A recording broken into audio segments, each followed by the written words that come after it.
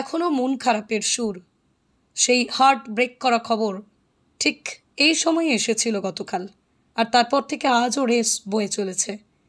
উদ্ধার কাজ হয়েছে, প্রচুর মানুষ প্রাণ হারিয়েছেন, বরাত জুড়ে বেঁচে গিয়েছেন একজন। আহমেদাবাদের সেই বিমান দুর্ঘটনা আজ এখনও ভাবলে হাড় হিম হয়ে যাচ্ছে প্রত্যেকটা মানুষের। ইতিমধ্যেই সেই ঘটনার যে আপডেট এই মুহূর্তে পাওয়া যাচ্ছে, প্রধানমন্ত্রী নরেন্দ্র মোদী দুর্ঘটনাস্থল পরিদর্শন করেন, আহতদের হাসপাতালে গিয়ে সাক্ষাৎও করেন।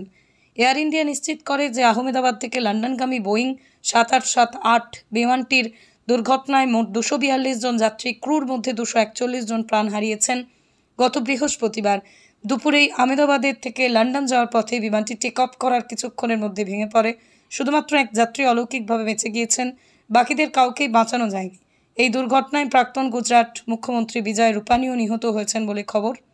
জানা যাচ্ছে বিমানটি দুপুর 1টা 38 উড়েছিল। 5 মিনিট পর সেটি বিমানবন্দর থেকে মাত্র 5 কিলোমিটার দূরে বিজে মেডিকেল কলেজের হস্টেল মেসে গিয়ে ভেঙে পড়ে, যেখানে সেই সময় 100-র বেশি ছাত্রছাত্রী দুপুরের খাবার খাচ্ছিলেন। বিমানের বিশাল বিস্ফোরণের পর আকাশে ধোঁয়ার কুণ্ডলী দেখা যায় দূর থেকে। পাইলটরা টেক অফের পরই মেডে কল দেন, যা একটি জরুরি সংকেত, কিন্তু এরপর আর তারা বিমানবন্দর ট্রাফিক কন্ট্রোলের কোনো কলের জবাব দেননি। ঘটনাস্থল গিয়ে একমাত্র জীবিত যাত্রীকে হাসপাতালে দেখতে যান কেন্দ্রীয় স্বরাষ্ট্রমন্ত্রী অমিত শাহ। তিনি বলেন, 1,25,00,000 লিটার জ্বালানি উপস্থিত এবং বিস্ফোরণের কারণে সৃষ্ট উচ্চ তাপমাত্রার জন্য আর কাউকে বাঁচানো সম্ভব হয়নি। বেঁচে যাওয়া যাত্রীর নাম বিষ্ণু কুমার রমেশ, যিনি A11 সিটে বসেছিলেন। তিনি তার ভাইয়ের সঙ্গে লন্ডন যাচ্ছিলেন।